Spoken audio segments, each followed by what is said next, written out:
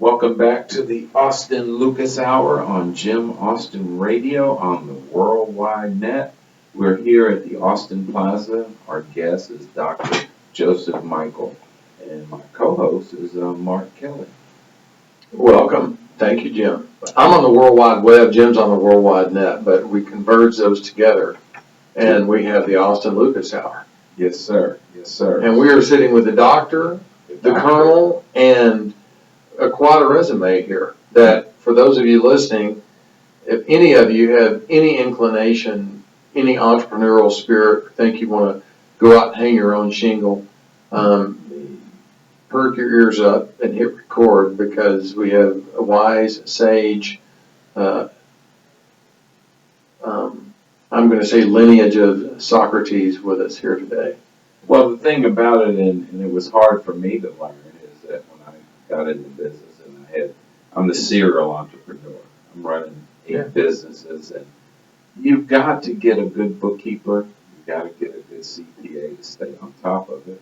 And it's important to have a good consultant, because you think that you're going to have to pay the consultant, and it's just like paying a lawyer or a doctor, an insurance agent. At the end of the day, it saves you money if you get the right person on your team to help you. Absolutely. One of my nightmares is I put investment groups together. I've done it 30 times, knock on wood, 30 of them have been successful. The one that's still cooking is that we bought a restaurant, and because that restaurant was doing $800,000 a year and had been closed for 5 years, I thought we could open it and double that. Well, it turned into a nightmare.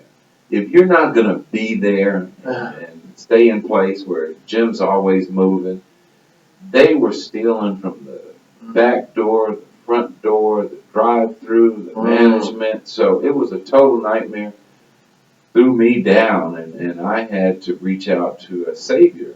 Eddie Dean came in and took over the restaurant. And now Smokey's doing very successful, and that was a nightmare for me. So those that are thinking about the restaurant business, you love cooking, you love doing it. There's a lot of I's and T's that you have to take care of. Well, and Jim, that's a very, very sad story, but unfortunately, we see it more often than not. 95% of folks that go into the food service business, the restaurant business, fail within the first year. 90? 95%. 95% fail within the first year. It always costs twice as much, takes 4 times as long than you ever anticipated. I talked to somebody this morning who is in business just 11 months. He said he's going to go through another round of financing, and they're going to expand. I said, that's the last thing you want to do is expand, because they're not doing that good now. Yeah, they're floundering. They're able to keep the lights on. But that's about it. And then I asked the questions. Who is your market? Well, you're not sure who your market is. Am I your market? An older guy? Well, no. Well, who is it? Well, mamas with little kids. Well, why mamas with little kids? Well, mamas with little kids because he has a wife and 2 little kids. I said, you need to kind of think about that market. You really honestly do. Where are they coming from? How much are they spending?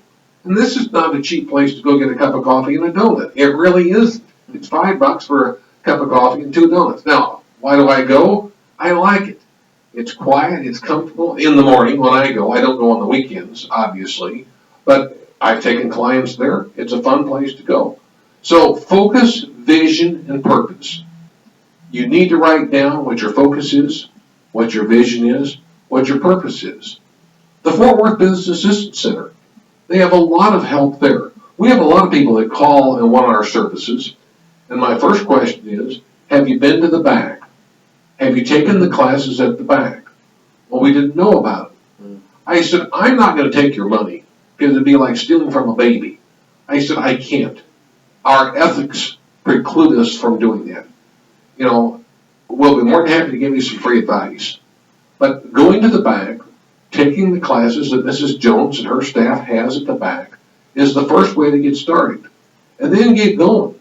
Let's just stay in the restaurant business. Everybody likes the restaurant business. You need to work in a restaurant. You need to be the assistant manager, to be there when the toilet overflows, when we run out of butter, you know, when the air conditioner blows up, you know, when something falls through the ceiling, when somebody gets sick because we left out, I don't know, the milk or the cream or something, and then all of a sudden, you know, the last 15 people all went to the hospital.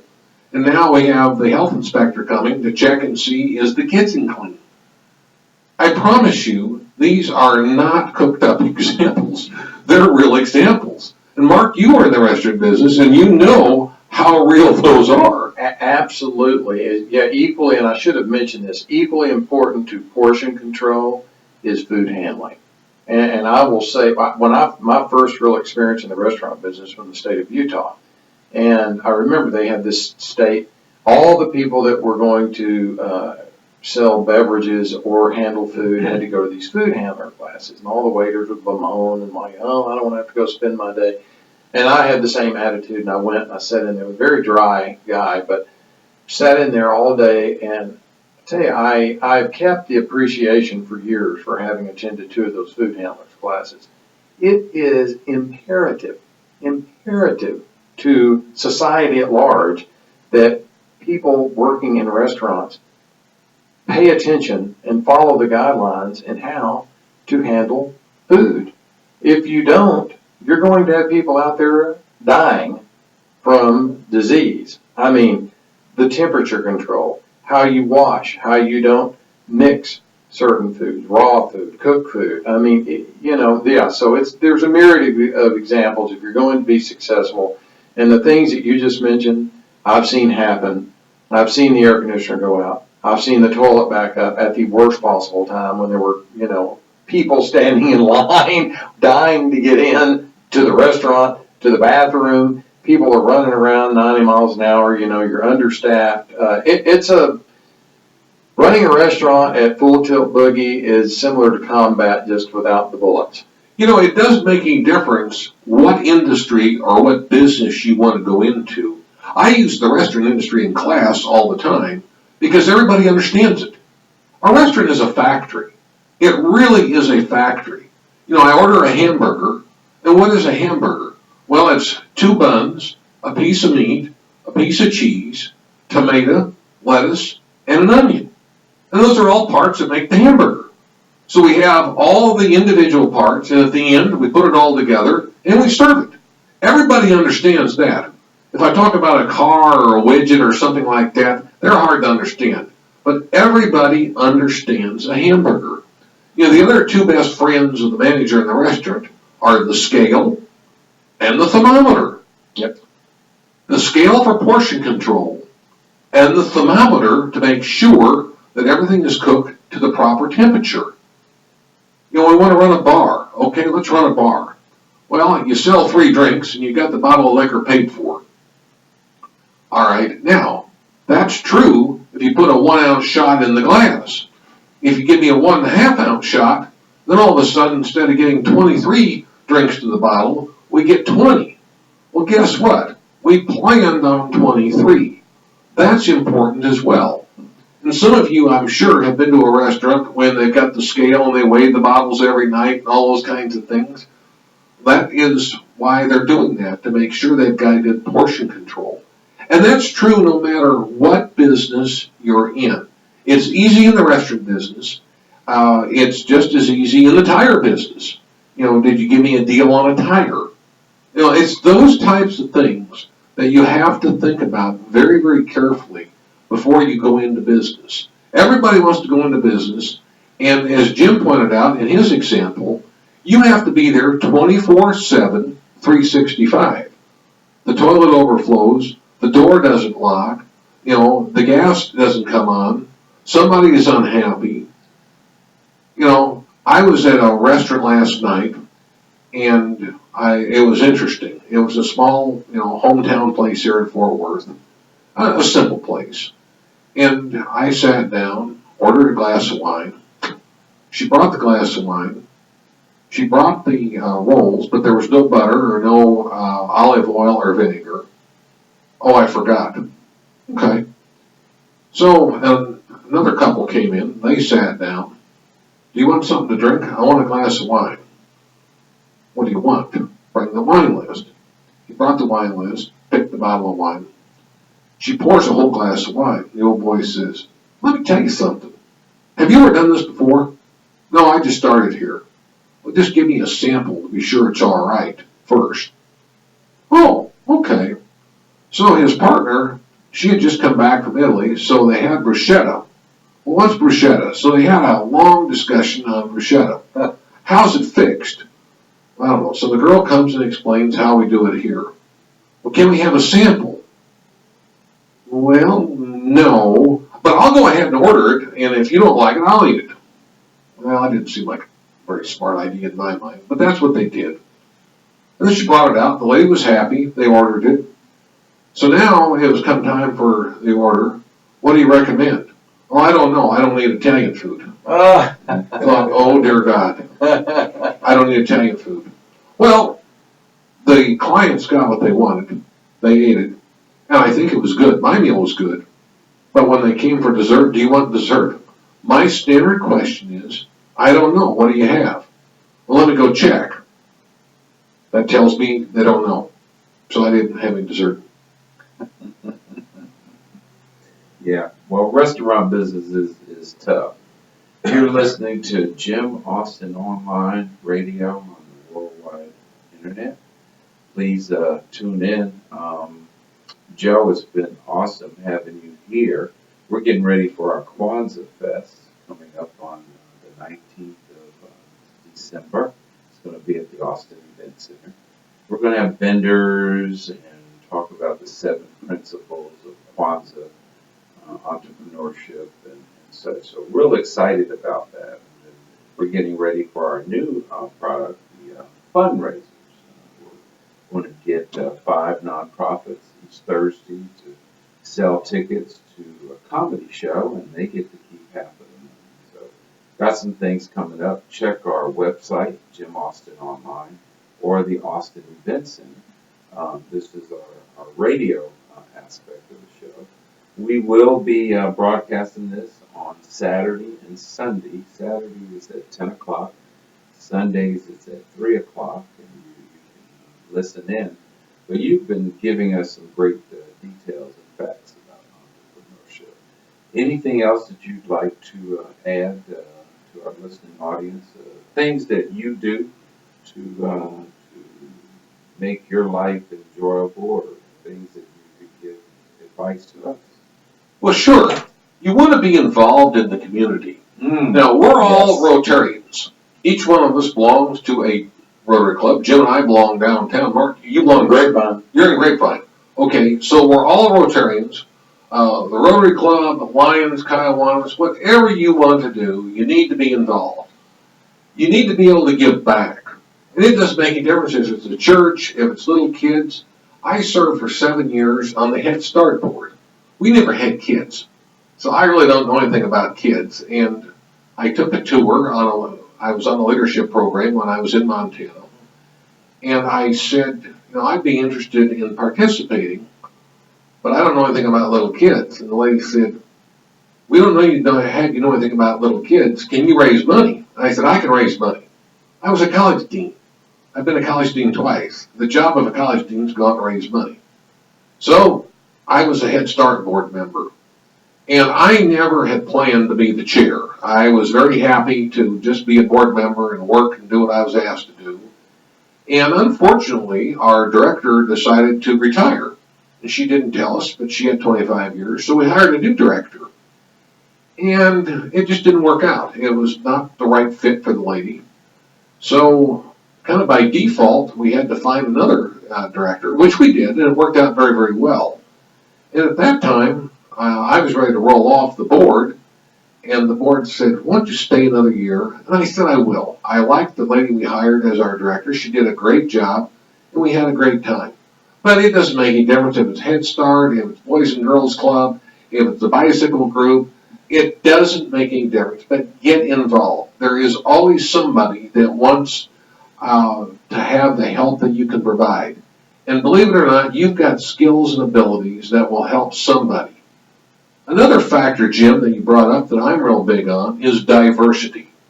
If we all look alike, at the table, we've done something wrong.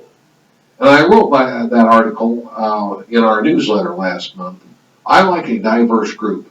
If everybody is different, race, creed, color, sex, national origin, sexual preference, the whole 9 yards, if everybody is different, the decisions and the ideas that you get are richer, they're more robust, and especially in business today, you want as diverse a group of people as you possibly can. And I know here at Austin Plaza and in the whole Austin Enterprises, it's a very diverse group. You have a wide variety of different people that are always with Jim Austin Online here at the Plaza and other activities. And I think that's neat, because for those of us that have done a lot of traveling and had the privilege and honor of working with a wide variety of different people, it is absolutely stimulating and very motivating to have a very diverse group of people around you. Now, some folks will complain and say, yeah, I don't know, I don't like him. Oh, I don't know, I'm not sure I can agree with that. Well, that may be true, but the only one you're hurting is yourself, because when people bring different ideas and different beliefs and different thoughts to the table, there are things that you haven't thought about, that you haven't done, that'll make the organization better, richer, and more whole. And that's important. Ditto. And diversity is so important to getting to know the best of individuals. And that's one of the aspects of Jim Austin Online. It does not matter the color of your skin, but whether you're a good cowboy or a good cowgirl. But it's been a pleasure today hanging out with you, Joe, and I look forward to seeing you Friday at Rotary. I'm always inviting Mark to the downtown club. He's very involved in his Grapevine club, but we're going to get him over there. Mark, anything you want to add to our listening audience? Two things, since we were on the big food theme, and I'll just use that to buttress what y'all were saying about diversity. You know, sitting down at the table just having salt alone as your only spice is pretty dull. You know, I want to throw in some salsa and some soy sauce and some Sri Raka, and just think about it in that analogy if the other one doesn't work, right? Spice is the variety of life. And if anyone out there is listening, and I'm telling you this because this kind of thinking held me back for a while. If you get caught thinking you don't have a knowledge base or you don't have anything to offer because maybe you don't consider yourself a quote expert unquote in something, don't let that hold you back. You may have, as the doctor said, although I'm going to start calling him the colonel from now on if that's okay. You probably have a gift and a knowledge and something to give that you don't even realize. So don't hold yourself back. Go ahead and go out and seek and get involved. Two examples, Robert Early, the wonderful executive director of our John Peter Smith healthcare system, he wasn't a hospital administrator, he was a legislator and grew up on a farm. The editor of the New Yorker was never an editor, and he's taken it to new heights.